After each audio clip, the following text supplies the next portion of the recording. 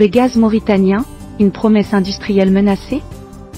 Dans une lettre ouverte adressée au président de la République, l'ingénieur El Hadj Sidi Brahim Sidi Yahya alerte sur l'urgence de transformer le gaz naturel mauritanien en levier de développement industriel.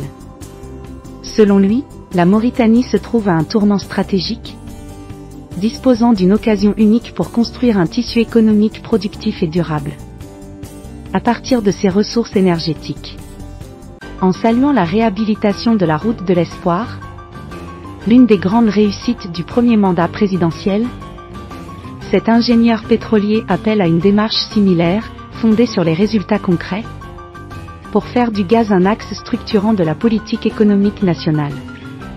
Ce professionnel du secteur énergétique énumère les domaines où le gaz peut jouer un rôle clé. Sidérurgie, métallurgie, pétrochimie, transformation des produits halieutiques, dessalement de l'eau et production d'électricité à bas coût. Il y voit une opportunité de construire une base industrielle intégrée, créatrice d'emplois et de valeur ajoutée. Mais l'ingénieur exprime aussi une crainte forte, celle de voir cette richesse compromise. Comme cela fut le cas avec le champ pétrolier de Chinguetti, abandonné sans qu'il ne génère ni emploi local ni transformation industrielle.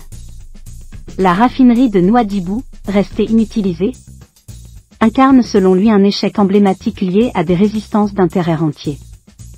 Il redoute aujourd'hui que le potentiel gazier ne subisse le même sort, victime d'un blocage organisé par certains réseaux d'importateurs opposés à toute dynamique de production nationale.